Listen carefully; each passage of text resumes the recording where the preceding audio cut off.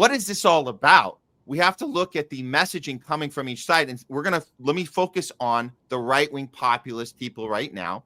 We're going to get to Laura Loomer in a second, but I want to start with Nick Sorto, because Nick is using the verbiage necessary to then bring in what we think it's about. It's all about Palantir. So we'll get that in a second. But this is Nick Sorto using the language that is supposed to create this atmosphere that you need to punish these people because they're out of control. So what is that punishment going to be? We'll get to the punishment. But this is how Nick is reporting what's happening here.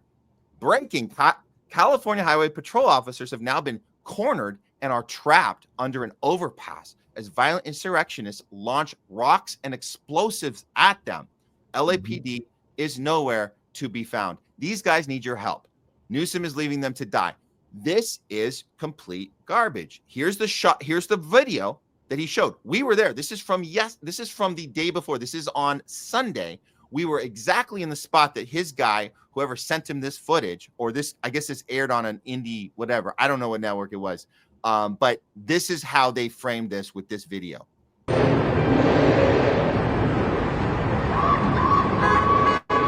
Okay.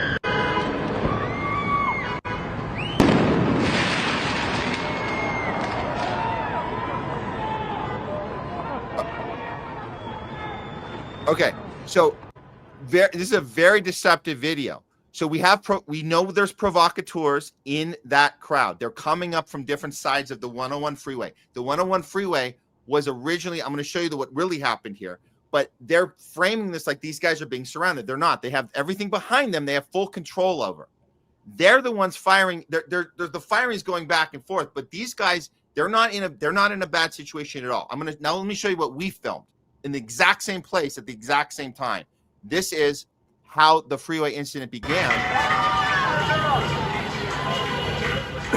So this is what protesters do, and we can debate the effectiveness of stopping traffic, but this is not violent. This is what protesters do. Again, we've seen stopping traffic, and a lot of people say, and I'm not like I don't necessarily disagree with it might be the wrong approach, but it is their right to do this. It would be a better approach if they go up to people that have power and stop them from moving, not innocent people going to work. So that might be a really bad tactic. But as you can see, they are just being disruptive. Protesting is about disruption. So this is their type of disruption. So this is before the cops cut off traffic. They're going to cut off traffic anyway. Oh, by the way, let me tell you guys, how many times have you been on the freeway where cops just close the freeway off and you have to exit? They do that. So just to let you guys know, protesters aren't the only people that have just stopped traffic because they want to stop it. You have to, sorry, we're not going to let you through. You find another way. Well, here's the next part of that. So there's the same freeway. There's the highway patrol. They're stopping. They're setting up a barrier. And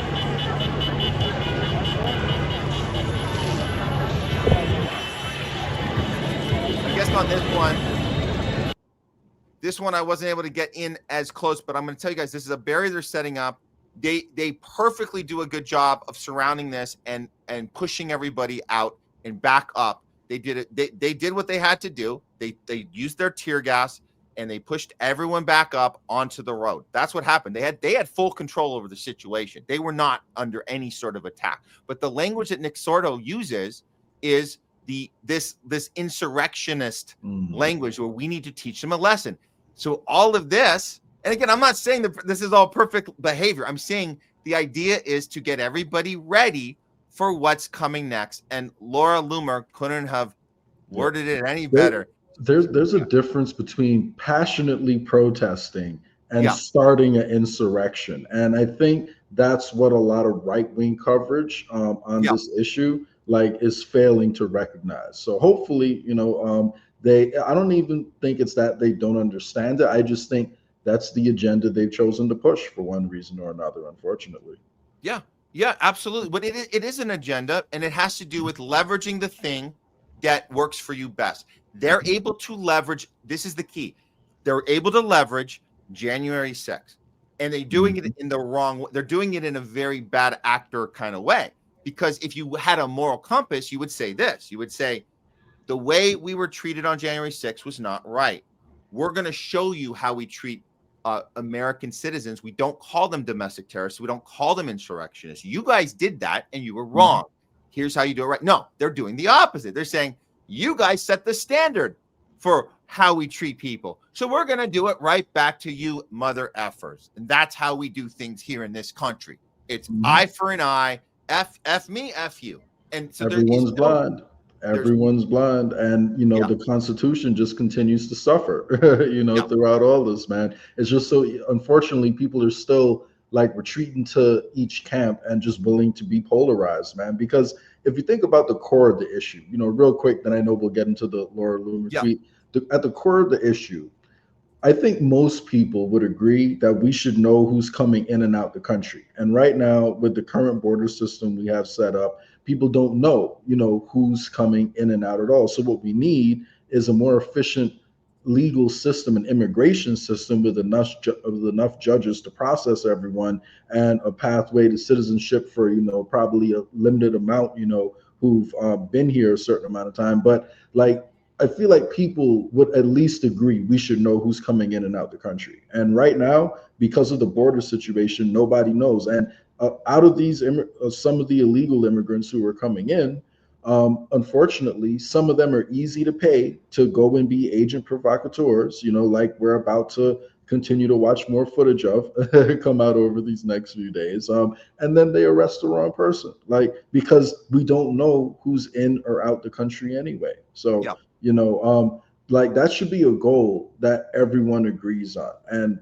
it's just an example of an issue where the solutions are easy, but at least not, I don't want to say every part of it is easy, but the basic parts are being overlooked, and that just inflames everything. Because when they have all these people they can pay to be agent provocateurs, it's a lot easier for them to manufacture consent. So and they're able, and it's such an advanced system they have of targeting. It's very a personalized approach. They know who to. They don't just put ads up like Zionists put Craigslist ads up and say, "Hey, come." They're a lot more. They're a lot more. They're tied into the networks, Matt. They know. The networks. Whitney Webb. Go read One Nation Under Blackmail, and you will see the connections between intelligence agencies, you know, as well as organized crime. And if you want to know where they can get, you know, these agents from, it's through their networks. So exactly. So let's look at the next language that we move to. So now it's the eye for an eye. You're going to treat us like this. We're going to treat you like that. Okay. Here we go. This leads to the next thing, the Laura Loomer tweet, which I know there's been a lot of reaction to this. We've been ahead of this, so we saw this coming. But here we go. Time to deploy Palantir to Los Angeles. Big brother. Deal with the illegals. Save me, big brother. Save me. That's essentially what, you know, Laura Loomer is pushing for right now. So can't say I'm surprised, because we know who she is, right? You know, like she will do a good story 1 out of every 10 or 20 she does, and then the rest of it is just propaganda. So she's pretty funny. And this is going beyond just hey Jay, hey guys, we need to protect ourselves.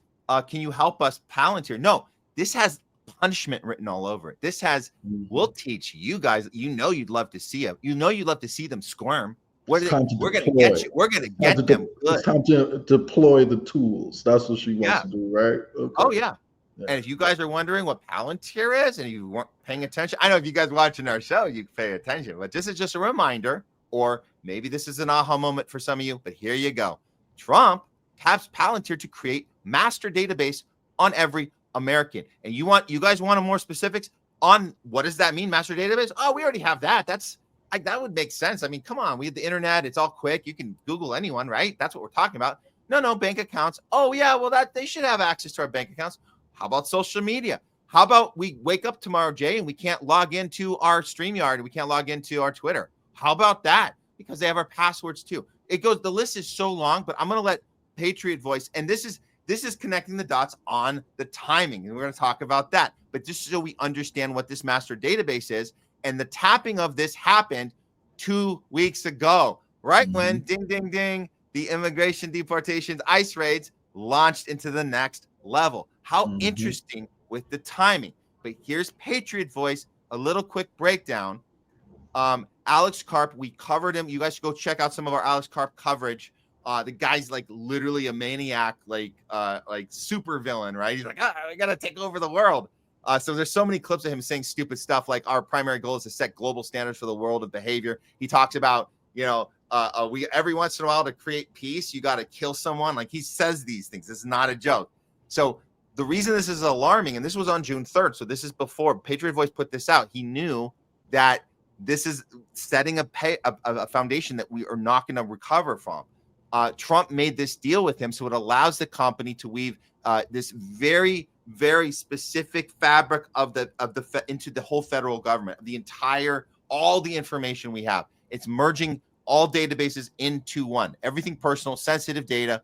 First time this has ever happened, and it's significant because even though they've already had our data, merging it across all agencies, like to a third party, so it's beyond the federal. Now you've got this. This is the corporatist takeover, right? Where you have this third party entity that now controls all of everything, all the federal agencies and all the people that are citizens of this country.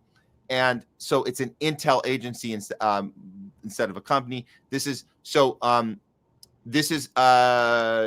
partnership Palantir with BlackRock. This is deep state. There's some other stuff. He goes through this very carefully. Let's see. Yeah, Alex Karp bragging about stopping the rise of the far right. Why would Trump? Well, wouldn't Trump be opposed to that? Because he frames himself. Alex Karp frames himself like a progressive. Wouldn't that be weird? Well, no, because they want to set a standard. This is how you get both sides on board. The social credit system.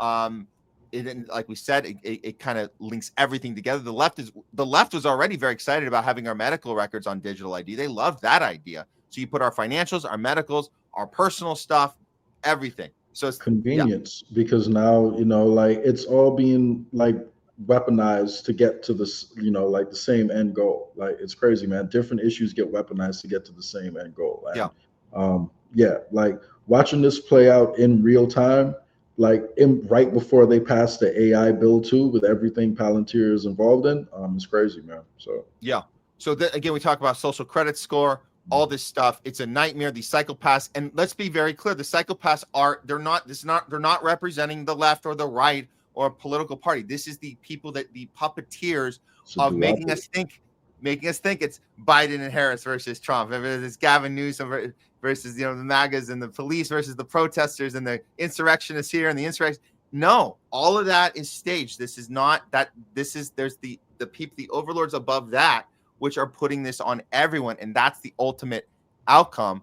And this is where he gets in, and we think about these films, the pre-crime, right? This is from Minority Report. This idea this depopulation agenda, and he's saying at the end, we're the carbon they want to reduce. So this does feel like a combination of all the things we saw in Hollywood films, and they told us it was coming. We thought it was fiction, but it's Minority Report, it's Terminator 2, it's Black Mirror on Netflix. It's all of these kind of rolled into one, and we're living it in real time. And I believe, Jay, this is exactly why this is happening right now with the amping up of this supposed racial war. They want to make it about race when it's really a class war, and this is how you get everybody angry about not stuff that doesn't exist, because we obviously know we covered the Latinos being targeted here, but we're saying that there's a larger purpose here, a larger end game, and the immigration issue is just a means to that end. Do you agree with that? 100%. It's a wedge issue. The end game is centralized digital ID. And this is one of the rights, like major issues. Once elections come around, then they're going to weaponize that. Once the left gets back in power, they'll be focused again on vaccine passports and, all that good stuff. So, man. And they employ different strategies with different sides of the spectrum to get to that end goal. So it's not just digital ID but it's the entire, surveillance state complex that, we're seeing get ramped up, pretty quickly. And, with Trump adding the AI clause into the big beautiful bill, for most people who don't know, the big beautiful bill that's been stirring up all this controversy, there's a clause in there that says you can't regulate AI for at least 10 years. And Palantir, in addition to having our information, is a big time AI company. So it kind of shows you they're pulling so many different pieces together, all to support the same mission. That tells you how important this mission is to them. And I feel like the more important it is to them, the more attention we should be paying to it. And that's why I would encourage everyone who's out there, in these protests, which, I respect everyone's rights to protest for whatever issue they feel, but I think it would be wise for them to consider a strategy that also highlights some common ground, with other people too. Because don't get me wrong, what's happening, I think, the skating around of people's, constitutional rights to deport them, not deny them due process, all that is terrible too. But if we know the end goal of this issue is to bring in digital ID, and I think that some of the protesters should start including that in the conversation and talking about how that goes against core constitutional ideas of the country. You have the right to privacy. They're trying to eliminate that right.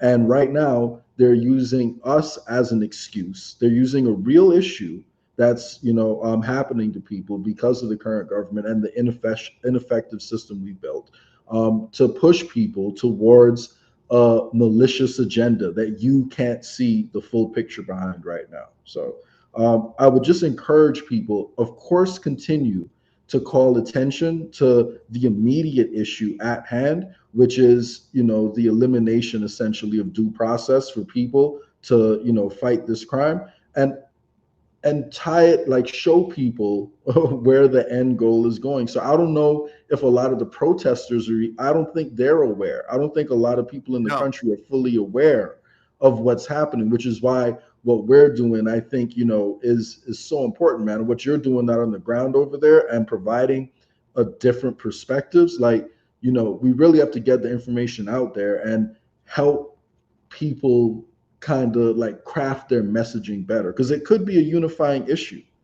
Suppose, Matt, every protest moving forward was aware of the fact that they're trying to weaponize protests to bring in this police state, and they incorporate that into their protest strategy. Because I feel like no matter what the issue is you care about, if you're out in the street, then your protest has the ability to be weaponized. Yeah, it's a very hard lesson for people to learn. I think a starting point is people are maybe more willing to start from a place that we go historically. We go pull something from the past and we say, hey, we show them, hey, this thing that we thought was a thing, here's where it steered off and it was captured, it was infiltrated. We can show them that. COINTEL on steroids, Matt. Yeah. That's what it is. But to be able to see it happen in real time, I mean, I'll admit, Jay, I'm going to admit it right now. I mean, being out there this weekend, especially the first 2 days, we just covered about this fake provocation that did not actually happen on Monday, but over the weekend there certainly was, and we're going to get into that in a second. But it's the first time I've been. I will admit this is the first time I've been out at one of these protests where I could see it. I could see it in real time. It didn't take me till later, and I used to have to be like, "Oh, that thing was fake." I could see it happening as it was happening. And that's what you're talking about, right? Yeah.